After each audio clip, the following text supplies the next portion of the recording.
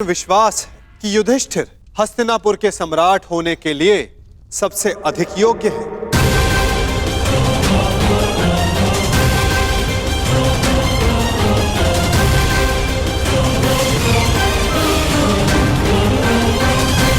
क्षमा चाहता हूं वासुदेव, क्षमा चाहता हूं, परंतु आपके ये दिव्य वचन, आपके ये महान दार्शनिक प्रवचन महामहिम को समझा सकते हैं, महाराज का मन भी परिवर्तित कर सकते हैं, परंतु प्रजा और समाज वासुदेव, उनके सामने युधिष्ठिर के इस पाप को पुण्य कैसे सिद्ध करेंगे?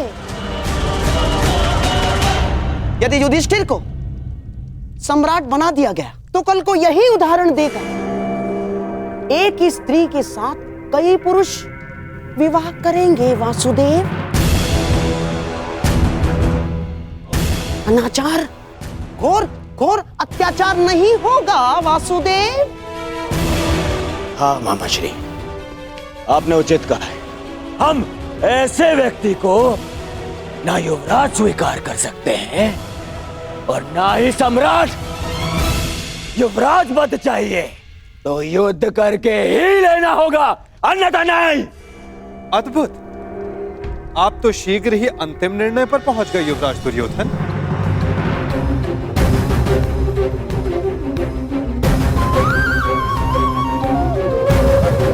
युद्ध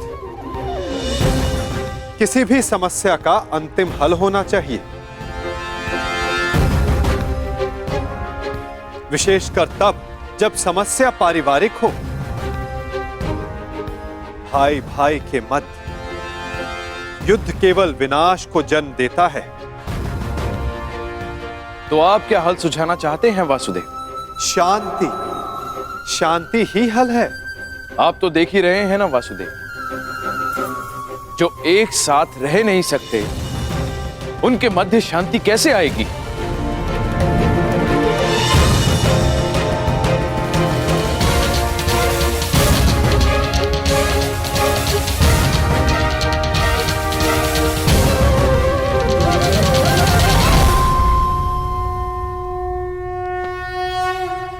विभाजन से, विभाजन से, विभाजन से, विभाजन से।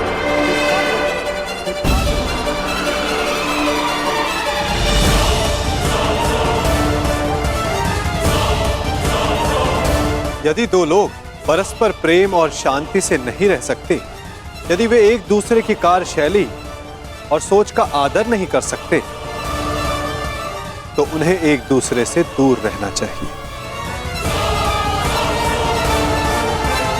इसीलिए मेरा सुझाव है कि हस्तिनापुर का विभाजन कर दिया जाए। असंभव!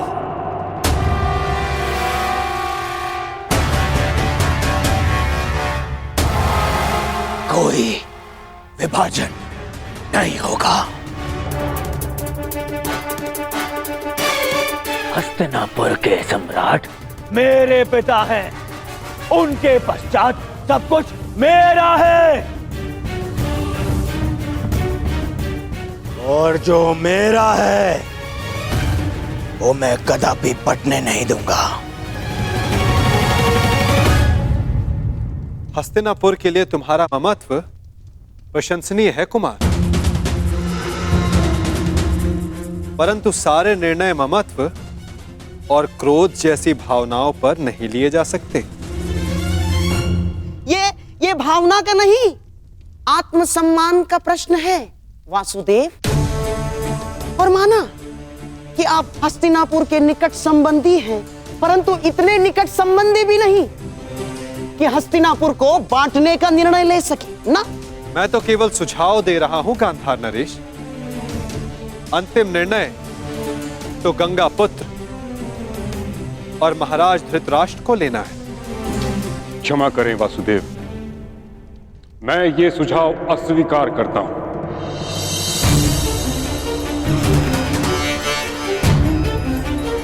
मैंने इच्छा मृत्यु का संकल्प इसलिए नहीं लिया था कि हस्तिनापुर को बढ़ते देखूं। महाराज धृतराष्ट्र और महाराज पांडु के सभी पुत्र कुरुकुल की संतान है। कुरुकुल हस्तिनापुर यदि वृक्ष है तो ये उसकी शाखाएं हैं। हस्तिनापुर का अंग भंग होते हुए मैं नहीं देख सकता। तो फिर दूसरा सुझाव वही है जो आपको स्वीकार नहीं गंगापुत्र, जो कर्ण ने दिया है कि अर्जुन युधिष्ठिर की ओर से युद्ध करे और कर्ण दुर्योधन का प्रतिनिधित्व करे।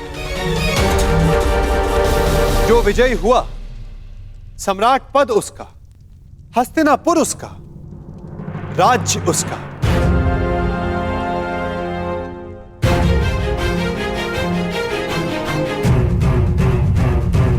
परंतु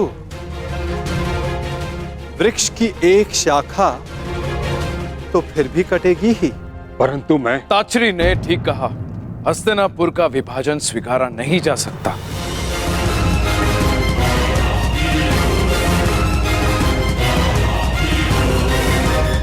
यदि दो योद्धाओं का द्वंद्व सम्राट के चयन का निर्णय कर सकता है तो हस्तिनापुर को विभाजन की आवश्यकता नहीं। तो कल प्रातः अर्जुन युधिष्ठिर की ओर से और कर्ण दुर्योधन की ओर से युद्ध करेगा।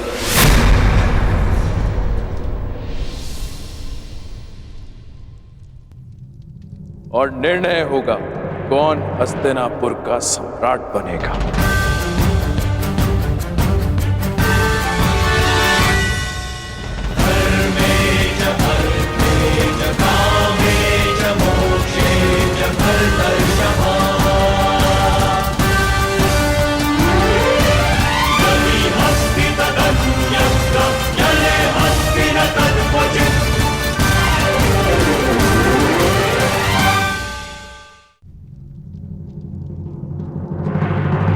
आपने अच्छा किया पिताश्री, जो उस वासुदेव के बिछाए जाल में नहीं फंसे और विभाजन के सुझाव को स्वीकार नहीं किया।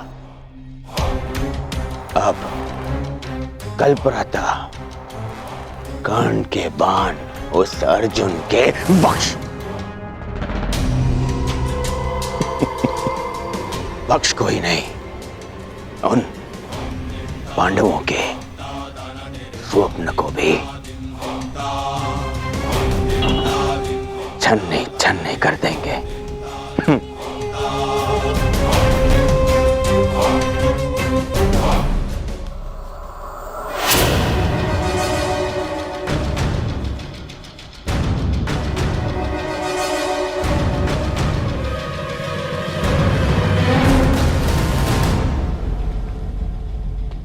क्या विचार कर रहे हो?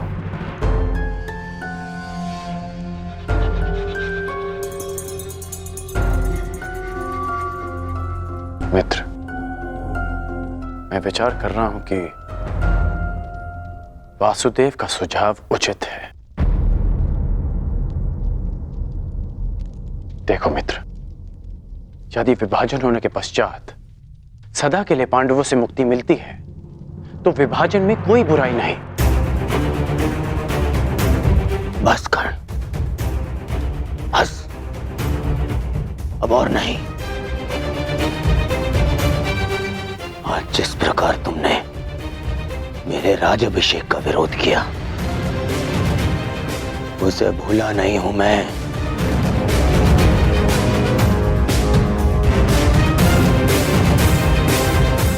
मित्र, मैंने वही किया जो सत्य की मांग थी। सत्य? हाँ।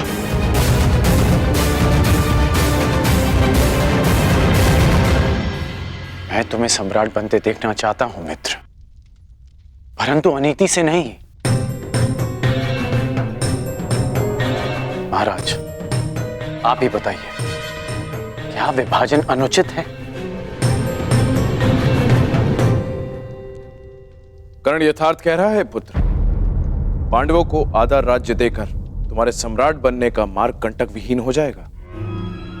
अद्भुत महाराज, अद्भुत। उस छलिए वासुदेव के कुचक्र के चक्र में आप भी फंस गए। मैंने कहा था ना, मेरे होने वाले सम्राट महाराज के साथ साथ महायोद्धा कर्ण भी राजनीति के खेल में कच्चे खिलाड़ी हैं। आपका तात्पर्य क्या है गांधार राज? मेरा नहीं अंगराज, कृष्ण का तात्पर्य समझो। वो दुर्योधन के मार्ग से कांटे हटा नहीं रहा ना, बल्कि कांटे बिछा रहा है। कृष्ण यदि विभाजन का प्रस्ताव लेकर आया है तो इसके पीछे अवश्य कोई गहरा भेद, कोई बड़ी योजना होगी उसके मन में। विभाजन की मांग तो आपने कर दी वासुदेव, परंतु क्या यह श्रेयस्कर होगा? हाँ पार्थ, मनुष्य के लिए यह श्रेयस्कर है कि वो अपने जीवन से नकारात्मक भावों और वस्तुओं को दूर कर दे। चूंकि नकारात्मक चाहे मित्र हो या भाई, वो जीवन के लिए शुभ नहीं होते।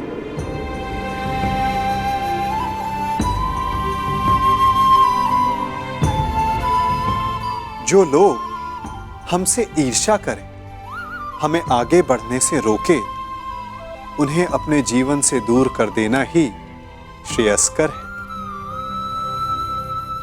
चूंकि उनके साथ रहने से हमें वो नहीं मिलता जो हमारे जीवन के लिए सबसे महत्वपूर्ण है, अपितु कुछ मिलता है तो केवल तनाव। योद्धा और धनुष दोनों के लिए तनाव श्रेष्ठ है ना वासुदेव? तनाव रहित योद्धा विजय प्राप्त नहीं कर सकता, और तनाव रहित प्रत्यंचा बाण संधान नहीं कर सकती।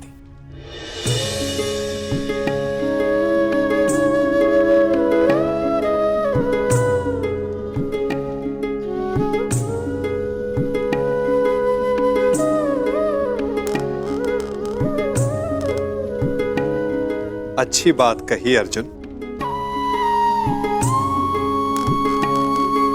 परंतु यदि तनाव सीमा से अधिक बढ़ जाए तो योद्धा टूट सकता है और प्रत्यंचा भी।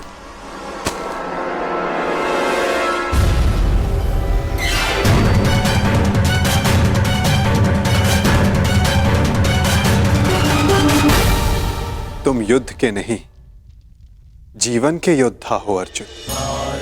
तुम्हें इतिहास बदलना है, इसीलिए तुम्हारा तनाव और नकारात्मक भावों से दूर रहना श्रेष्ठ रहेगा। संघर्ष तभी करना चाहिए जब उसकी आवश्यकता हो। यदि हर पक्ष पर संघर्ष करते रहोगे तो लक्ष्य तक कैसे पहुंचोगे? इसीलिए जैसा मैं कहता हूं वैसा ही करो पार्थ। और मेरा मानना है कि कृष्ण का सुझाव हमारे हित में नहीं ना, शत्रु के बीज का समूल नाश आवश्यक है। समूल। कृष्ण की छाव में वो पांडव वट वृक्ष के बीज सिद्ध होंगे, जिन्हें रोपने के लिए तनिक भी स्थान दिया गया तो वो जड़ें जमा कर बैठ जाएंगे। और विभाजन का अर्थ हमारे लिए शांति नहीं, अशांति होगी। और ये एक अवसर होगा पांडवों के लिए जो हमें नहीं देना है। कैसा अवसर शकुनी? आप भूल रहे हैं महाराज, द्वारकाधीश कृष्ण उनके साथ हैं। महाबली पांचाल राज द्रुपद अब उनके ससुर हैं। यदि पांडवों को अलग राज्य स्थापित करने का अवसर दिया गया तो वो शीघ्र ही एक बड़े साम्राज्य में परिवर्तित हो जाएगा महाराज। इतना बड़ा साम्राज्य कि हस्तिनापुर का अस्तित्व बौना पड़ जाएगा। इसीलिए श्रेष्ठ यही होगा महाराज, पांडवों को हराकर, उन्हें दबाकर उन पर शासन किया जाए। मामाश्री उचित कह रहे हैं।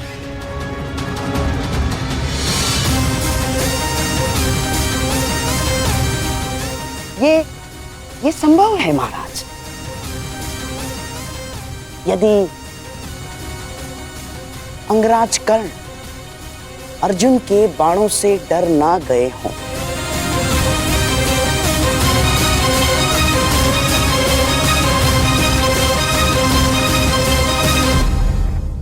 ये संभव है महाराज। यदि अंगराज कर्ण अर्जुन के बाणों से डर ना गए हों।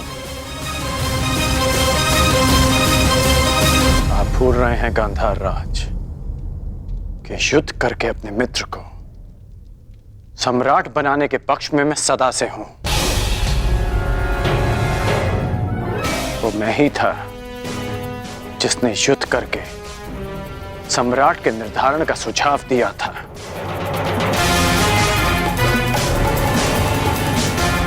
और वो मैं ही हूं जो अर्जुन से युद्ध की वर्षों से प्रतीक्षा कर रहा है।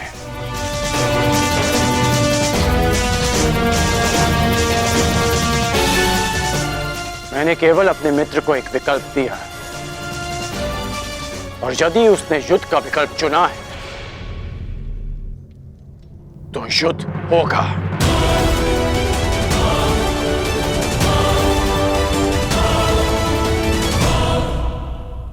कल सिद्ध हो जाएगा कि युद्ध में विजयी होने के लिए आपका क्षत्रिय होना आवश्यक नहीं होता।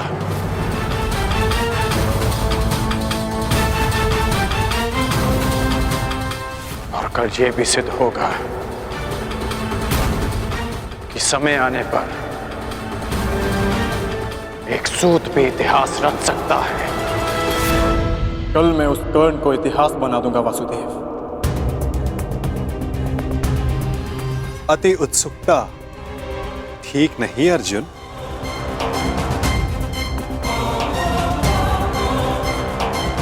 मत भूलो कि तुम्हें चुनौती किसने दी है।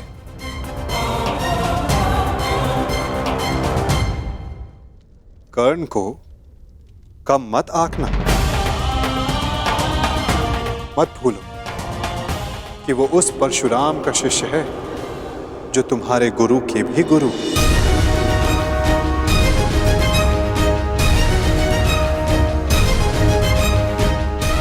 आप किसके पक्ष में हैं वासुदेव? मैं तो सदा धर्म के पक्ष में हूं पार्थ, सत्य के पक्ष में हूं। फिर चाहे सत्य छिपा हुआ क्यों ना हो।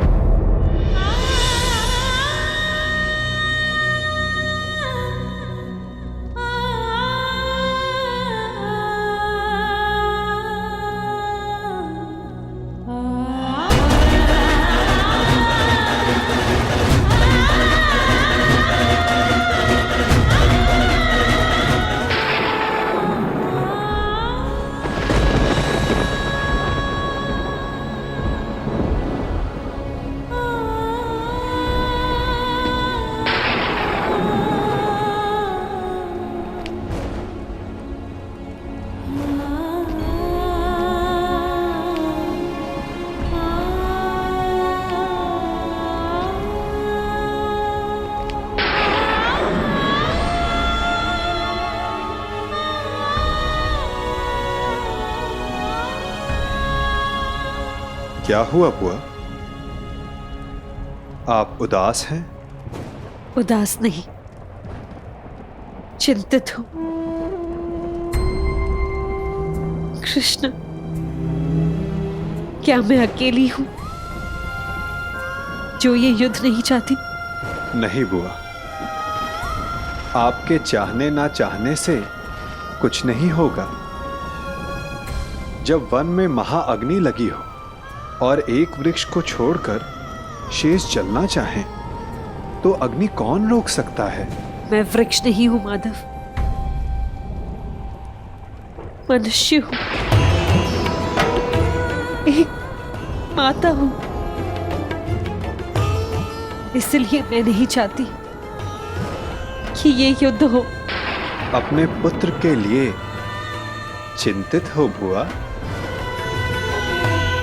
प्रतीत होता है कि आपके मन पर कोई बोझ है। उतार दीजिए बुआ।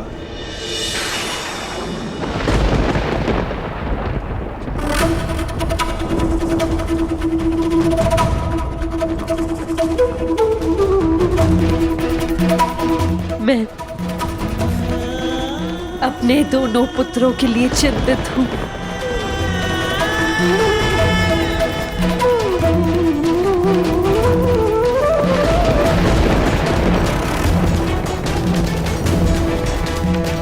दोनों पुत्र? परंतु युद्ध तो केवल अर्जुन कर रहा है ना? अर्जुन के जीवन के साथ साथ मैं कर्ण के जीवन के लिए भी चिंतित हूं। कर्ण मेरा पुत्र है।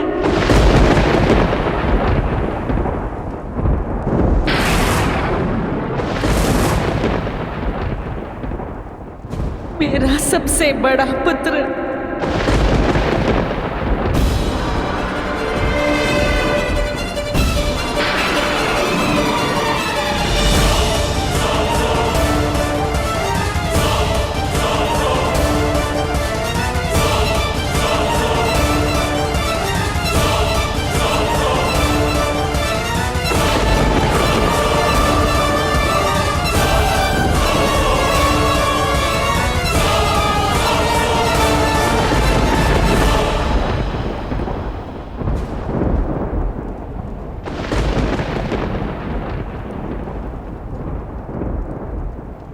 पुत्र,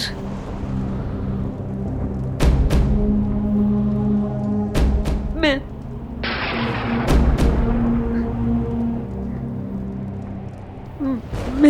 अभी उचित समय नहीं है बुआ।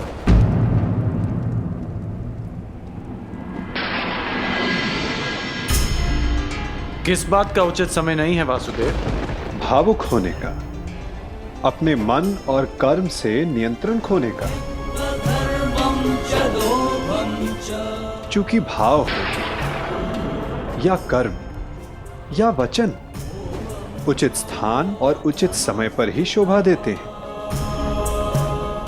कदाचित इसीलिए प्रकृति ने मस्तिष्क का स्थान हृदय से ऊंचा रखा है, चूंकि समय पड़ने पर मस्तिष्क हृदय के प्रभाव पर नियंत्रण कर सके। कदाचित कल के द्वंद्व के लिए तुम यहां कुंती बुआ का आशीष लेने आए हो ना कर्ण? नहीं, मैं बस प्रणाम करने आया हूं।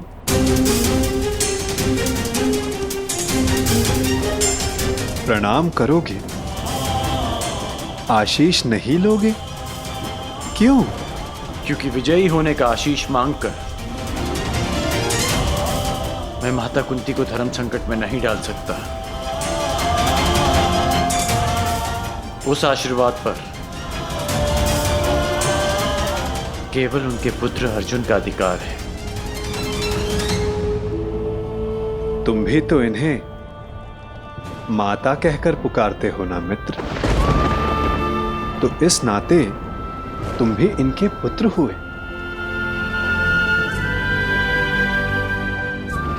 आशीर्वाद पर अधिकार तुम्हारा भी उतना ही है जितना अर्जुन का।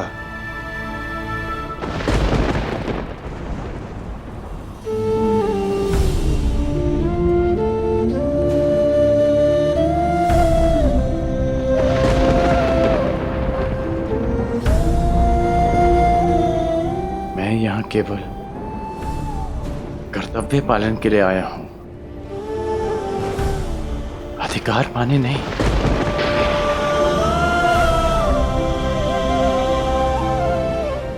जैसा मैंने अभी कहा कि विजयी होने के आशीष पर केवल अर्जुन का अधिकार है, मेरा नहीं।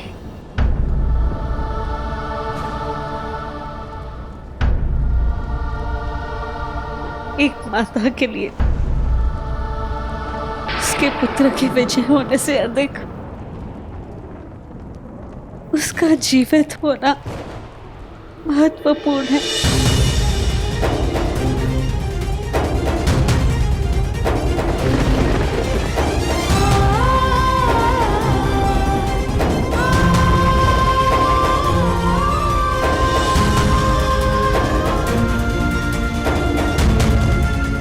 आयुष्मान भव पुत्र।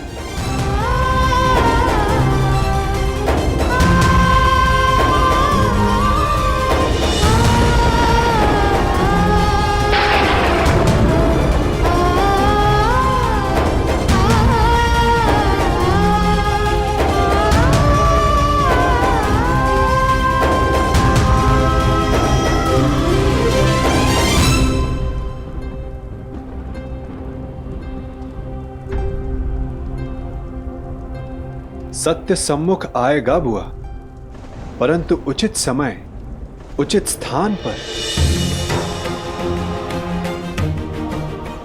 और वो समय कब आएगा? ये समय आपको स्वयं बतलाएगा बुआ। बुआ हूं ना तुम्हारी, और भक्त भी। क्या इस युद्ध को रोक सकते हो? कर्म कर सकता हूं, परंतु फल समय के हाथ में है।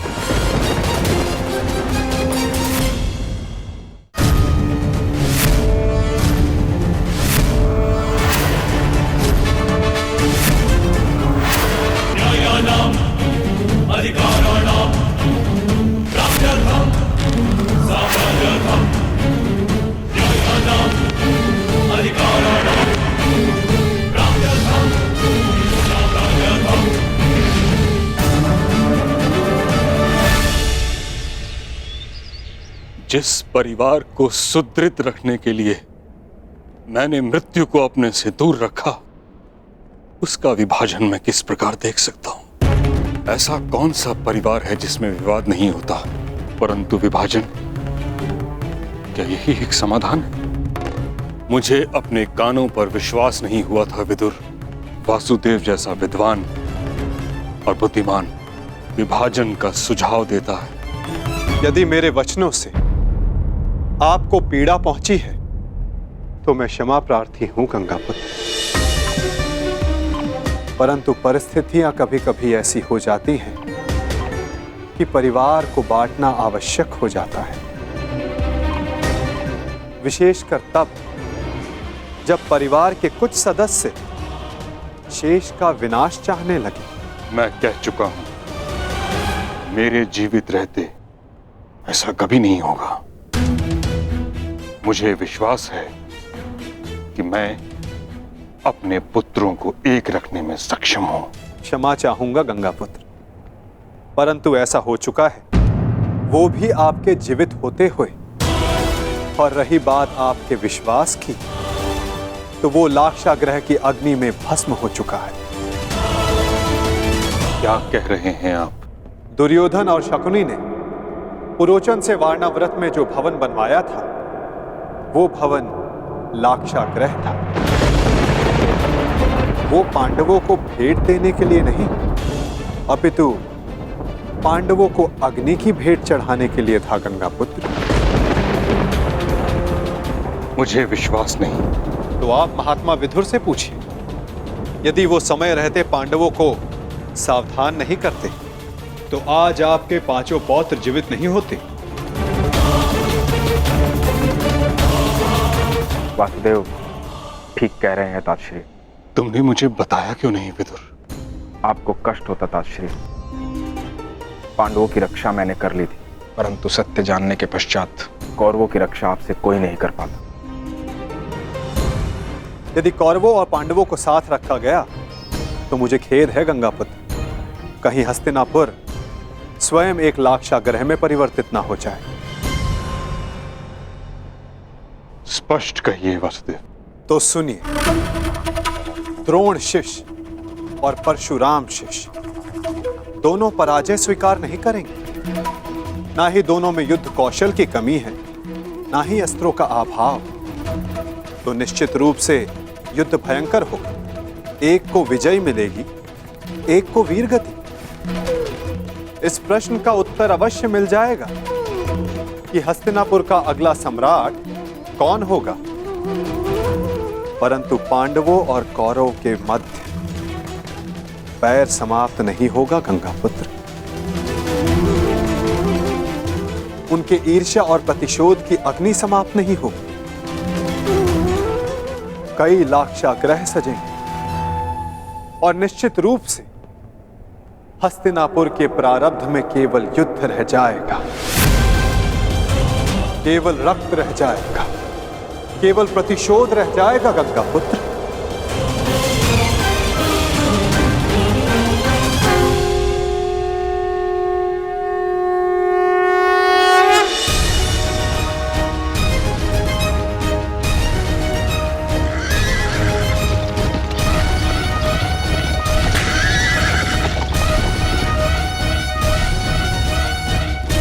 दो योद्धा युद्ध के लिए प्रस्थान कर रहे हैं और संभवतः उनमें से एक ही लौट पाए। निर्णय आपका है गंगापुत्र।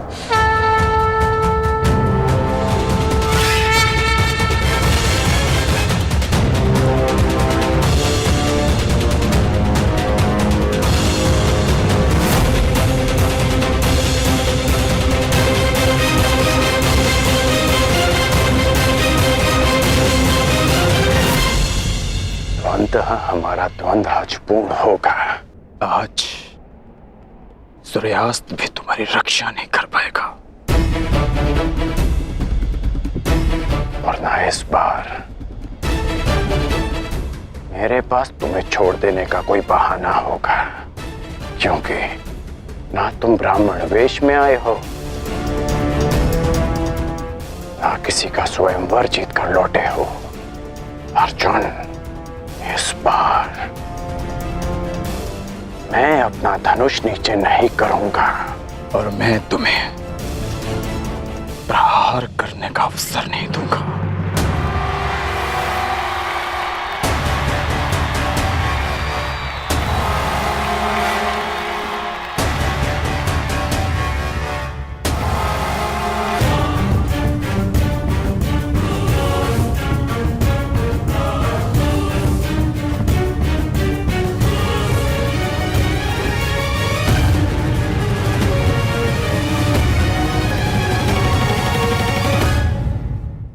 कर्ण और अर्जुन द्वंद्व के लिए प्रस्तुत है महाराज।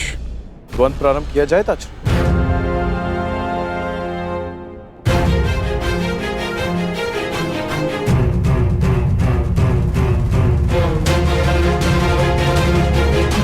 और कोई विकल्प भी तो नहीं। द्वंद्व प्रारंभ हो।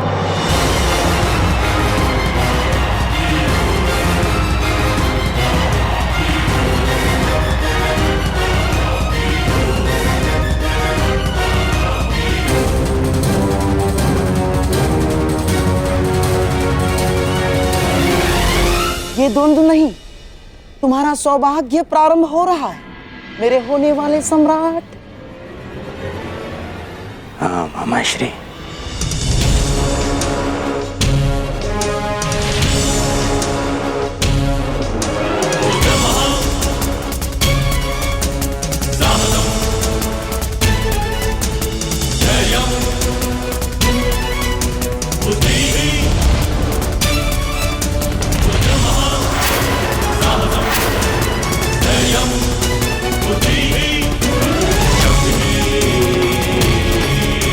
Para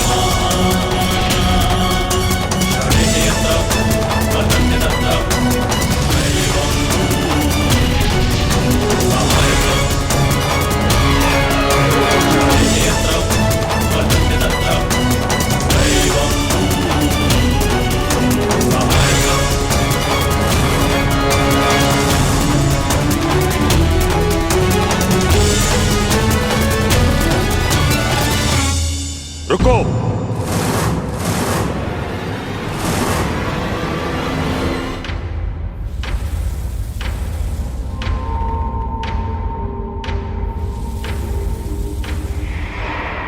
क्या हुआ ताजराव? महाराज, हस्तिनापुर की सुरक्षा मेरी प्रतिज्ञा है, मेरा धर्म है, मेरे जीवन का उद्देश्य है। मुझे लगा था कि इस द्वंद्व से हस्तिनापुर का रक्त बहने से बच जाएगा,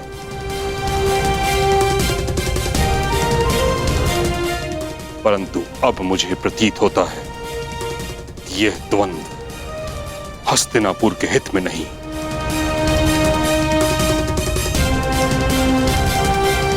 इस कारणवश मैं इस द्वंद्व को समाप्त करने की घोषणा करता हूं।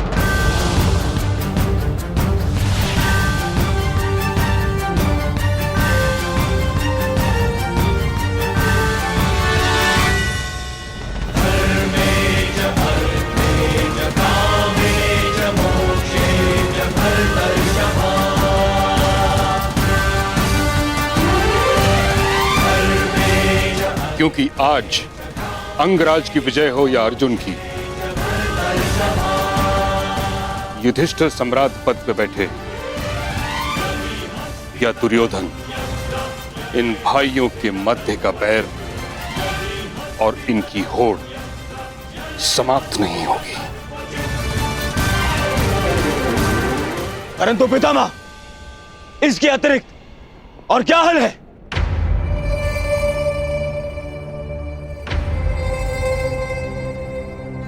विभाजन, विभाजन, विभाजन, विभाजन।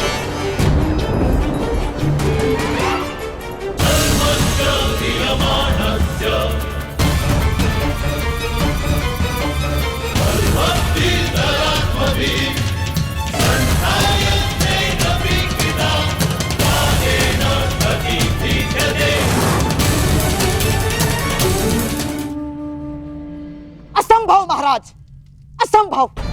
मुझे तो स्वयं के कानों पर विश्वास नहीं हो रहा है। जिन महाबली भीष्म ने हस्तिनापुर के सुरक्षा के लिए प्रतिज्ञा की थी, वही आज विभाजन की बातें करने लगे हैं।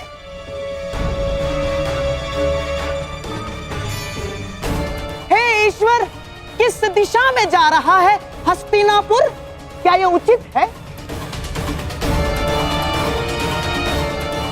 मुझे तो ऐसा प्रतीत होता है कि गंगा मैया उल्टी दिशा में बहने लगी है, और कभी कभी ऐसा भी प्रतीत होता है कि कहीं सूर्य देव पश्चिम दिशा से तो नहीं उदय होने लगे। गांधार नरेश,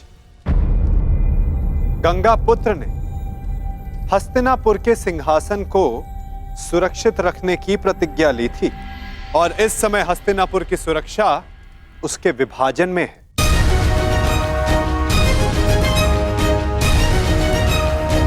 और आप तो कुरुपुत्रों के मामाश्री हैं। आपसे अधिक ये कौन समझ सकता है कि साथ रहने में किसकी कितनी हानि है? और ये भी समझ सकते हैं कि यदि एक बार अग्नि प्रज्वलित हो उठी तो उसे शांत करना कितना कठिन है, विशेषकर विद्वेष की अग्नि। वासुदेव, मैं तो शांत। शकुनी, शांत। विदुर, तुम्हारी नीति क्या कहती है इस विषय में?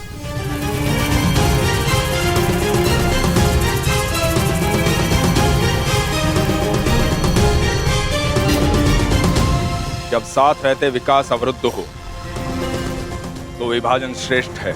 महाराज, विदुर ठीक कह रहे हैं। हमारे हाथ केवल विभाजन का संकल्प है, इसलिए राज्य उचित ढंग से और सामान्य भाग में विभाजित होना चाहिए।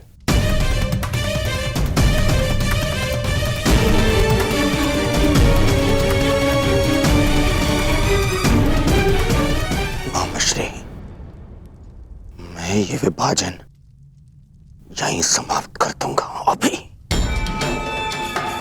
अपने गदा के एक ही प्रहार से इन पांडवों का सिर और सब दोनों चूर कर दूंगा। अभी देखिए। शांत हो जाओ मेरे होने वाले सम्राट, शांत हो जाओ। देखो, जो काम सुई से हो सकता है उसके लिए तलवार नहीं उठाई जाती। पांडवों को ऐसा विकल्प दूंगा विभाजन का कि वो उसे अस्वीकार कर देंगे, समझ गए? उसके बाद सारा खेल हमारे मुट्ठी में। परंतु नहीं, ये समय कृष्ण के और मेरे मध्य बुद्धि युद्ध का है, इसीलिए मुझे ही आगे रहने दो। ठीक है मामाश्री। हाँ, तो ठीक है।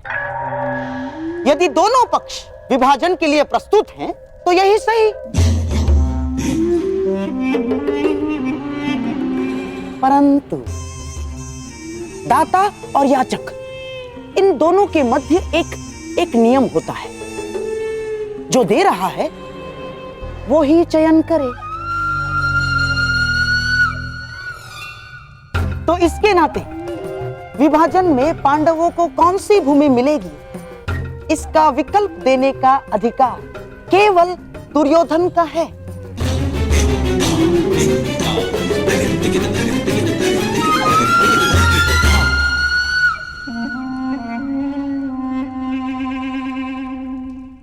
तो कहिए गांधार राज, क्या सुझाव है आपके पास?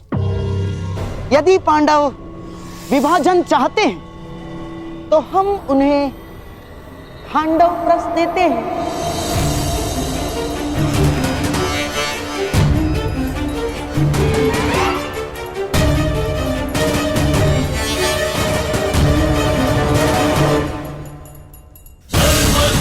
और यदि पांडवों को खांडव प्रस्थ स्वीकार नहीं, तो हमें भी विभाजन स्वीकार नहीं।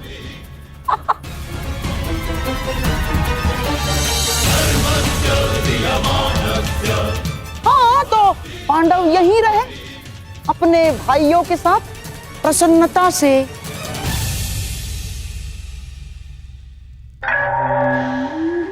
प्रेम से और सेवा से। यह अन्याय है गांधार राज।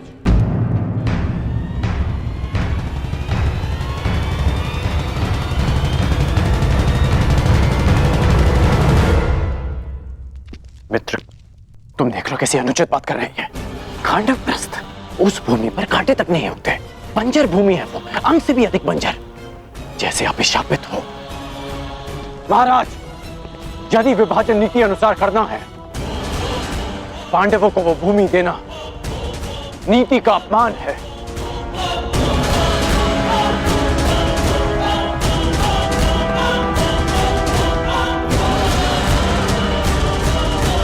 तुम दुर्योधन के मित्र हो या शत्रु, सदैव उसका अहित बोलते हो। मैं वही करता हूं जो मेरे मित्र के हित में हो, और मैं नहीं चाहता कि आपके एक और कुचक्र में फंसकर मेरा मित्र स्वयं को सदा के लिए इतिहास में अन्यायी सिद्ध कर दे। हमें खांडव प्रस्थ नहीं चाहिए, भले ही युद्ध हो जाए। युद्ध से कौन भयभीत है वृकोदर? दान में मिले बछड़े के दांत नहीं गिने जाते।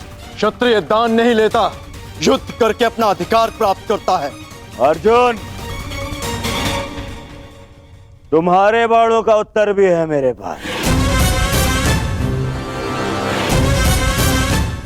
यदि कुछ चाहिए तो केवल खांडवप्रस्थ ही मिलेगा, अन्यथा कुछ नहीं मिलेगा।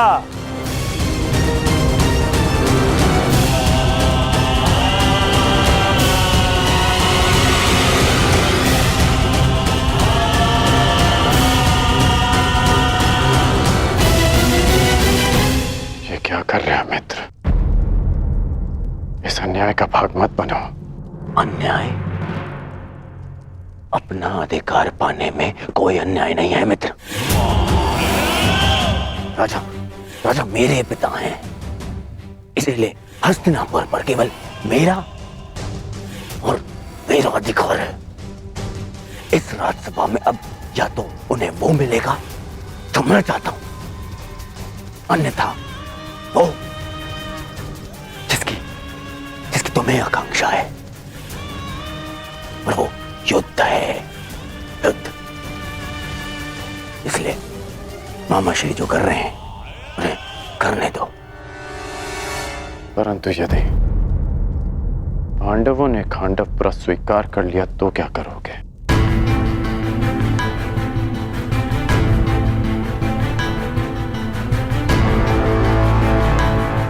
नहीं करेंगे,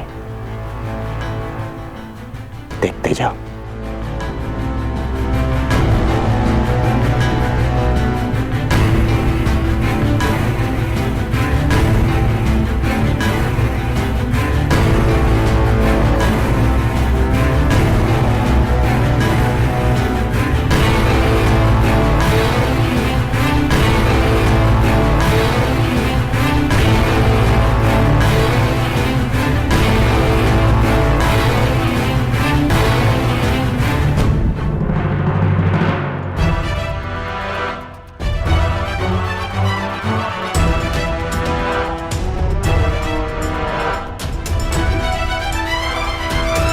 यदि खांडव प्रस देकर मेरे अनुज दुर्योधन को संतोष मिलता है तो हमें खांडव प्रस स्वीकार है।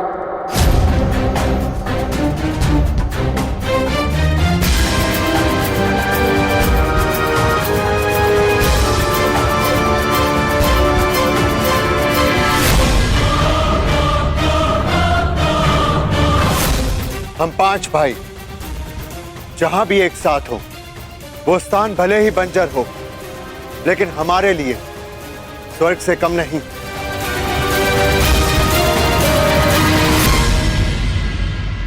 यदि प्रिय युधिष्ठिर को ये स्वीकार है तो हस्तिनापुर नया राज्य बनाने में तुम्हारी सहायता करें। मेरी ओर से तुम्हें 1 सहस्त्र और 8 हाथी, 100 रथ और नया राज स्थापित करने के लिए पर्याप्त धन भेंट में दिया जाएगा।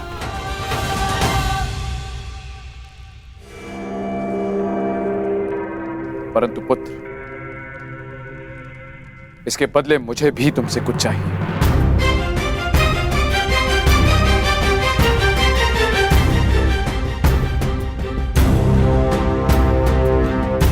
मैंने कौरवों और तुम में कभी भी पक्षपात नहीं किया, सदैव तुम्हें अपने पुत्र से बढ़कर माना है।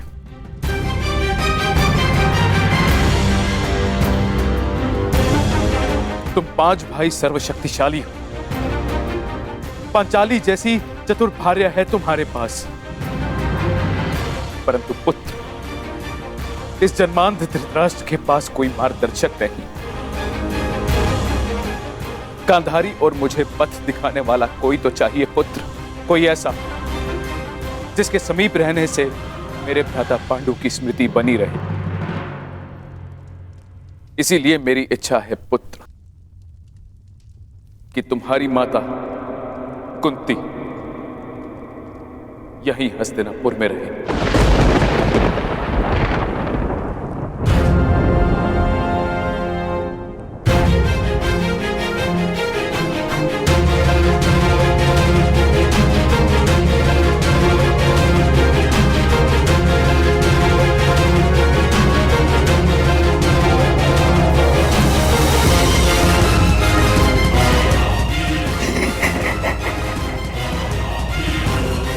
बहुत अच्छे महाराज, बहुत अच्छे। एक बार ही सही, परंतु आपने अपने मस्तिष्क का प्रयोग तो किया। नहीं, यह हमें स्वीकार नहीं।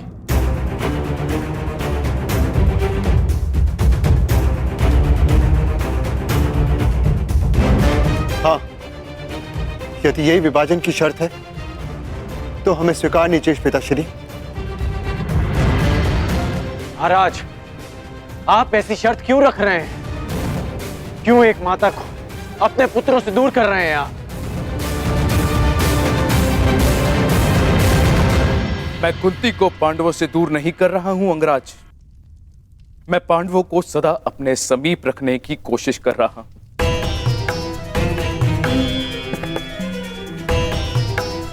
कुंती यहां हस्तिनापुर में रहेगी तो पांडु पुत्र यहां आते जाते रहेंगे। उनका संबंध कभी हस्तिनापुर से समाप्त नहीं होगा।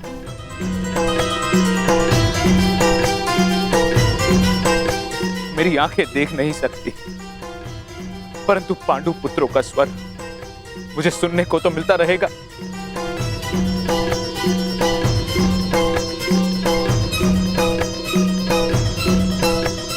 अद्भुत अद्भुत चतुरता दिखाई है महाराज धृतराष्ट्र ने। बुआ कुंती को अपने पास रखने का कारण पांडवों से प्रेम नहीं, परंतु कौरवों की ढाल बनाए रखना है, ताकि पांडव भूल कर भी हस्तिनापुर पर आक्रमण ना करें और वे सदैव उनके नियंत्रण में रहें। आपको क्या लगता है ताचरी, क्या मैंने कुछ अनुचित कहा?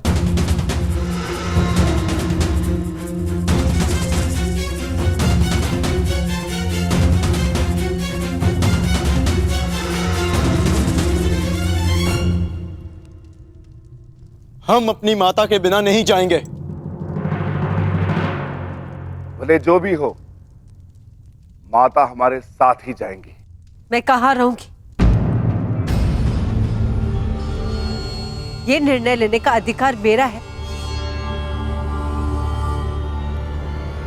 मुझे ताजश्री और गांधारी दीदी के साथ रहना स्वीकार है।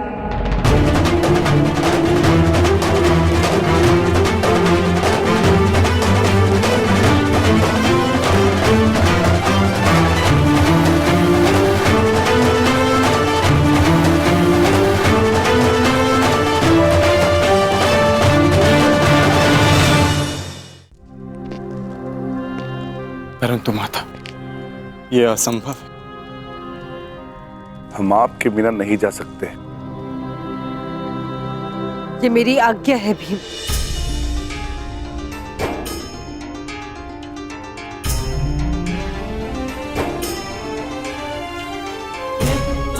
अर्जुन, भीम जीवन में कुछ निर्णय स्वीकारने में बड़े कठोर हो सकते हैं, चूंकि वे निर्णय नहीं, समय द्वारा ली जाने वाली परीक्षा होती है। यदि बुआ कुंती दोनों परिवारों को एक रखने,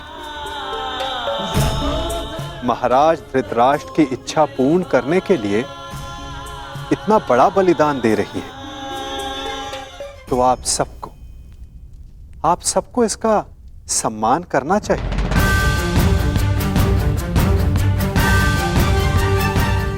यदि आपका यही आदेश है तो हमें स्वीकार है।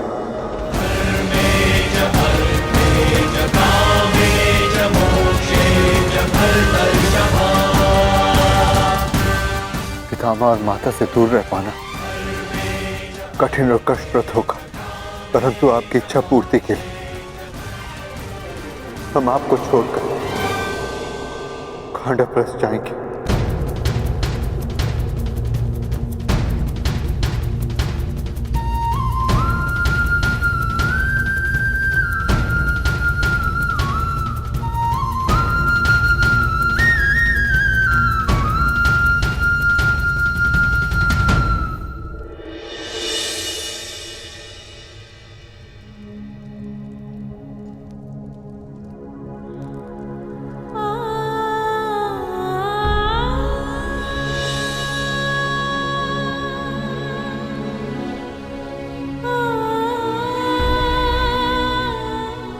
ये तुम्हारी परीक्षा की घड़ी है पुत्रों। तुम्हें बंजर भूमि में पुष्प खिलाने, परिश्रम करना है और पांचों साथ रहना।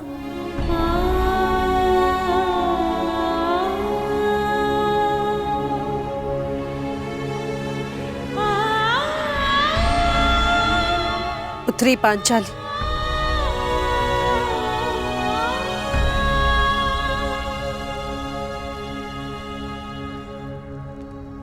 से मेरे 5 पुत्र तुम्हारा उत्तरदायित्व है।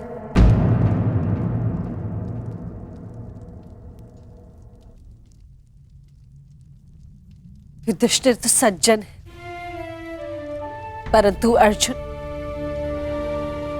कभी अपने मन की बात स्पष्ट नहीं करता,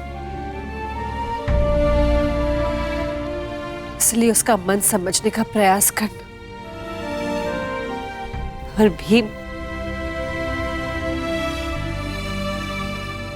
तो नटखट है, उद्दंड है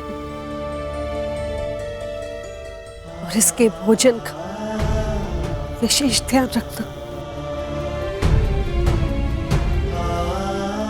नकुल और सहदेव तो कहने के लिए माद्री के पुत्र हैं, लेकिन मैंने उन्हें भीम और अर्जुन से कभी कम प्रेम नहीं किया।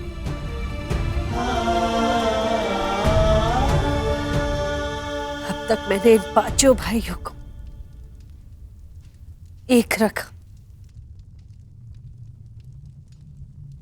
अभी उत्तरदायित्व तुम्हारा है या किसी ने।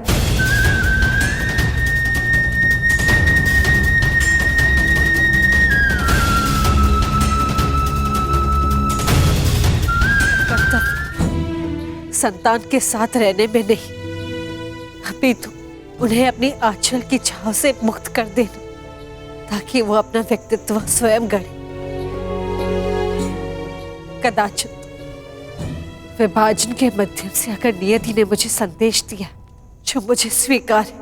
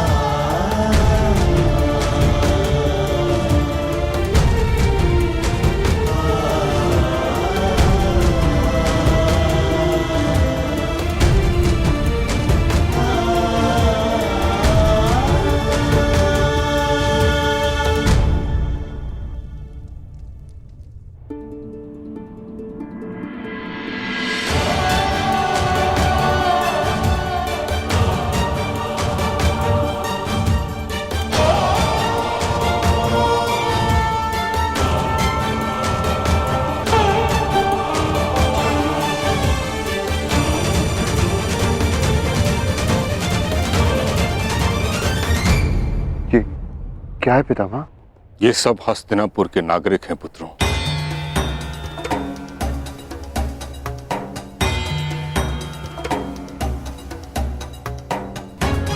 जो तुम्हारे साथ खांडव प्रस्थ में बसने की इच्छुक हैं।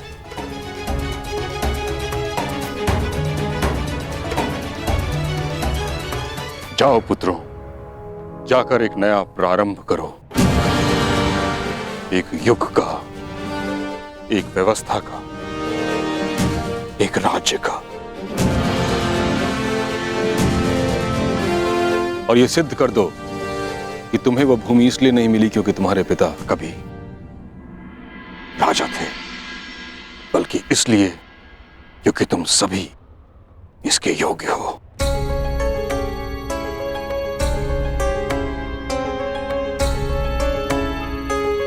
आयुष्मान भव।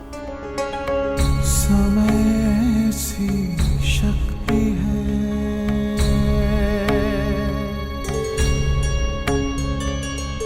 सभी समय से हारे,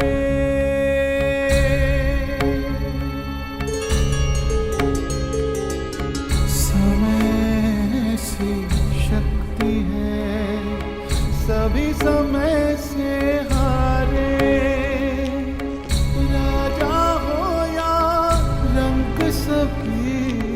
बनते रहे बेचारे।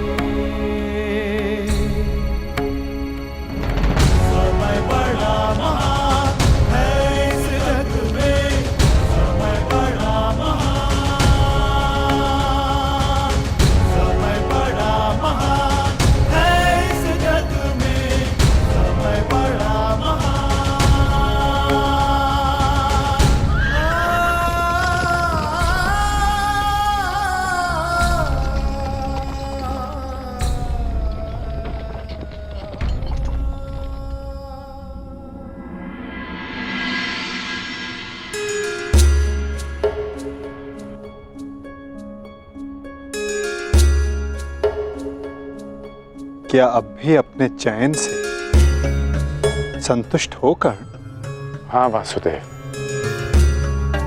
मैं अब भी अपने चैन पर अडिग हूं,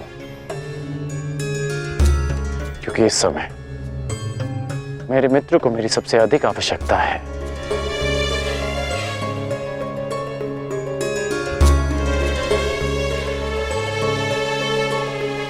वासुदेव, अब समझ आया कि आपने मुझे पांचाल से सीधा हस्तिनापुर आने को क्यों कहा। आपने उस चक्रवात को विभाजन की दीवार से रोक लिया। कहां कर्ण? उस चक्रवात का तो यहां से अब प्रारंभ हुआ है।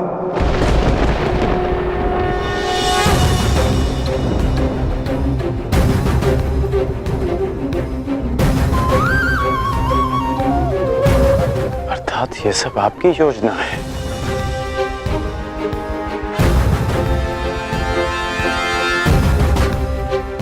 पहले आप पांचाली के स्वयंवर में गए, फिर हस्तिनापुर आए,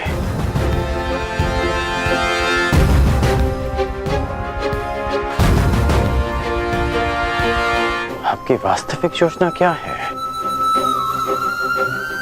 क्या छिपा है इस मधुर मुस्कान के पीछे? क्या चाहते हैं आप वासुदेव?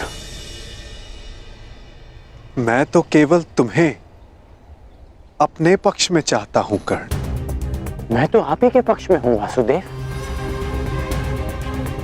परंतु मेरा दुर्भाग्य है कि आप पांडवों के पक्ष में हैं। आपने उनका चयन किया। एक बहुत ही बुद्धिमान ज्ञानी पुरुष ने मुझसे कहा था कि मनुष्य अपने प्रत्येक चयन का परिणाम स्वयं भुगतता है।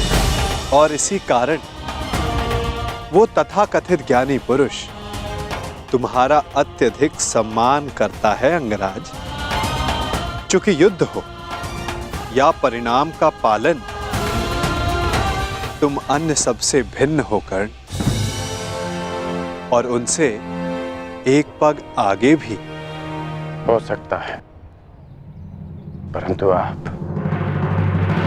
सबसे सैकड़ों पग आगे हैं केशव। आपसे कोई स्पर्धा नहीं कर सकता। हाँ, चूंकि मैं किसी स्पर्धा में सम्मिलित ही नहीं होकर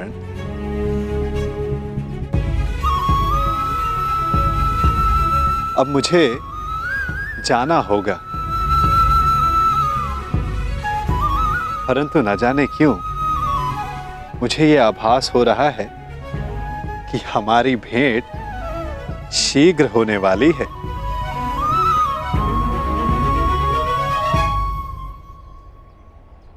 आपसे पुनः मिलना अच्छा लगेगा वासुदेव।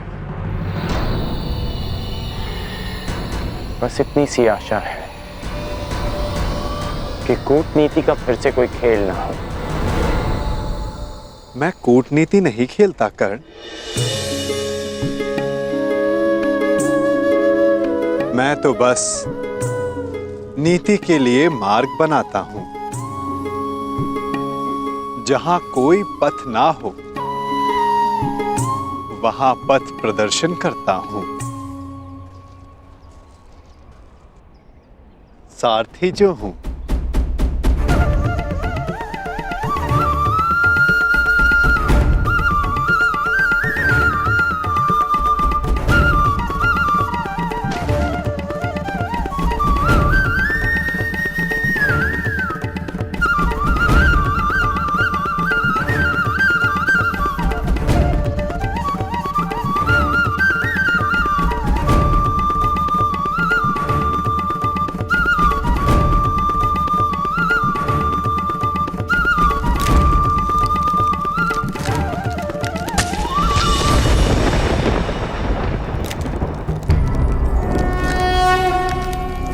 यदा यदा हि धर्मस्य ग्लानिर्भवति भारत और मार्ग में जो बाधाएं आती उन्हें दूर भी करता हूं। अधर्मस्य तदात्मानं सृजाम्यहम्।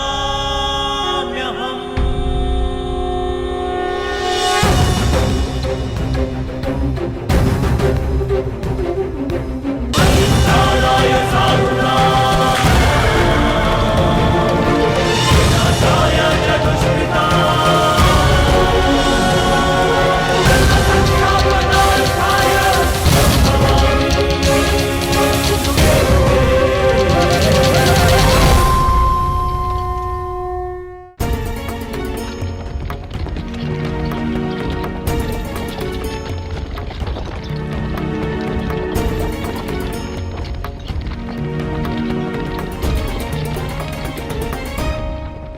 आर्य युधिष्ठिर इतने चिंतित क्यों हैं? पांचाली, माता की संध्या आरती का समय है और भ्राता युधिष्ठिर माता के लिए प्रतिदिन पुष्प लाया करते थे। बस यही चिंता है अब कि माता के लिए पुष्प उनका कौन सा पुत्र लेकर आएगा।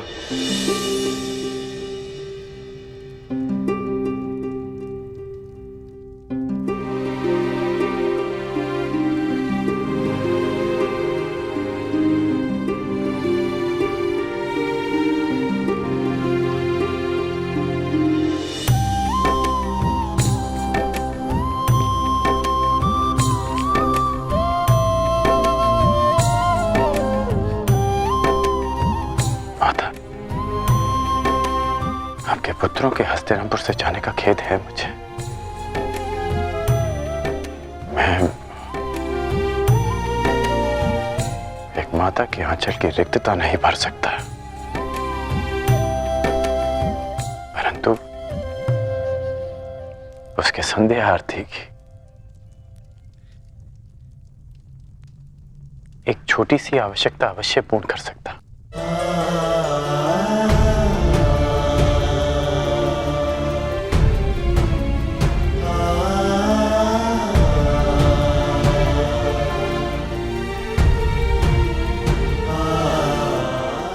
बहुत चिंतित होकर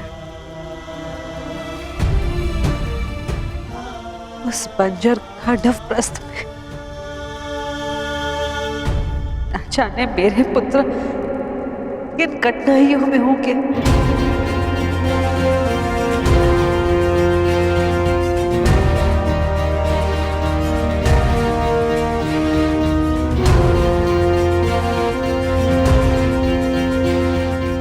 तो इस बात की मुझे कोई चिंता नहीं, क्योंकि मैं जानता हूं कि सहायता उनसे अधिक दूर नहीं।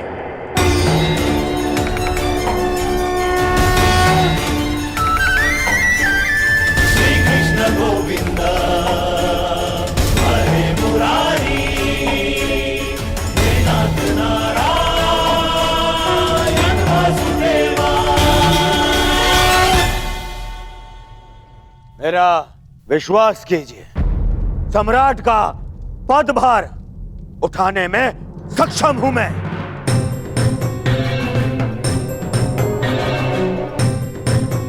यदि ताचरी अपनी अनुमति और आशीर्वाद दे तो मुझे कोई आपत्ति नहीं पुत्र।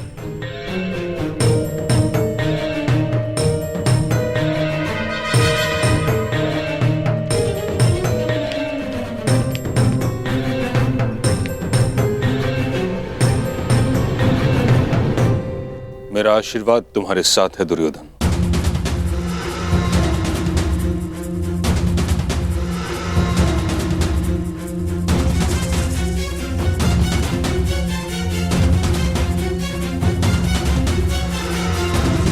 किंतु मेरी अनुमति नहीं।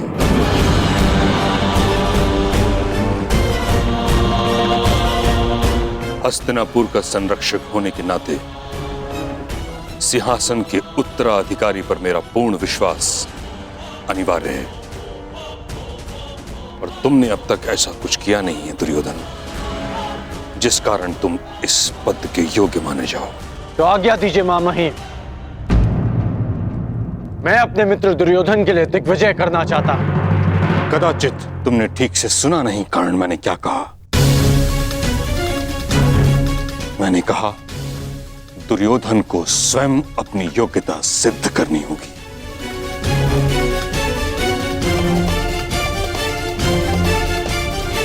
सम्राट बनने के लिए योग्यता का अर्थ केवल रण विजय प्राप्त करना नहीं, शान प्रबंधन भी है। युद्ध नीति नहीं, मैत्र नीति भी है। सम्राट बनने की शीघ्रता तुम्हें केवल दिग्भ्रमित करेगी दुर्योधन। ज्वालंत मनोकामनाओं की अग्नि का धूम्र तुम्हें मार्ग से भटका देगा। परंतु मैंने ऐसा कौन सा अनुचित मार्ग चुना है पितामह? हस्तिनापुर की मर्यादा के कारण जिस विषय पर मैं मौन हूं, उसे तुम निर्लज्जता के साथ छिपा रहे हो दुर्योधन। मत भूलो, इस समय तुम गंगा पुत्र भीष्म के समक्ष खड़े हो। यदि आज हस्तिनापुर का विभाजन हुआ तो उसका कारण केवल तुम्हारी वह मूर्खता थी जो तुमने अपने मामा की संकेत पर की।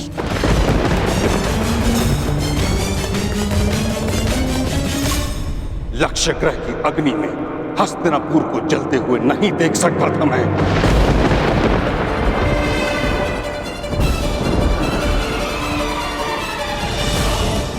इस कारण विभाजन स्वीकार किया मैंने।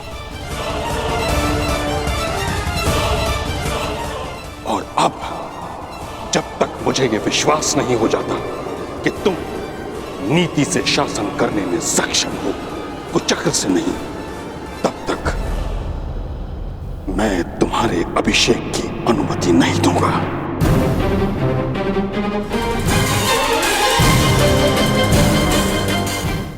जब तक मुझे यह विश्वास नहीं हो जाता कि तुम नीति से शासन करने में सक्षम हो, कुचक्र से नहीं, तब तक मैं तुम्हारे अभिषेक की अनुमति नहीं दूंगा। परंतु पितामह। दुर्योधन,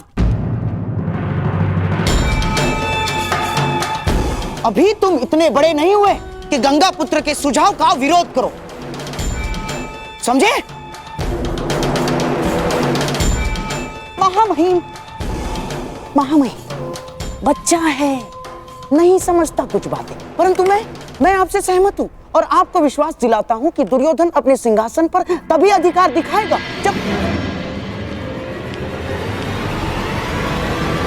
जब वो आपकी परीक्षा की कसौटी पर खरा उतरेगा। महामहिम,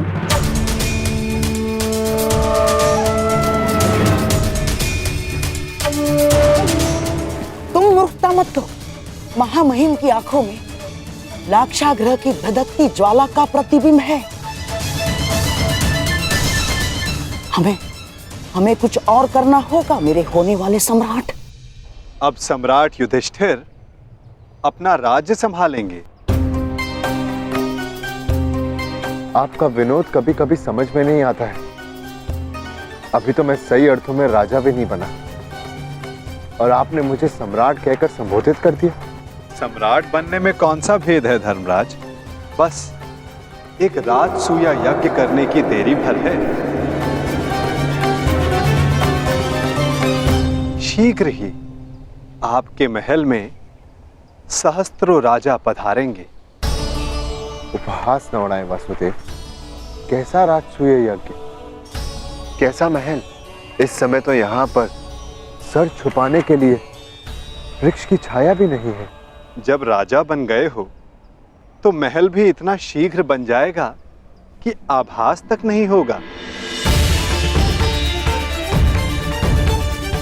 बस महल की नींव बलशाली रखनी होगी और इसके लिए मुहूर्त विचारने का समय नहीं है धर्मराज। बस मेरे कथन पर विश्वास कीजिए और तैयार हो जाएं। दशकं धर्मलक्षणं दशकं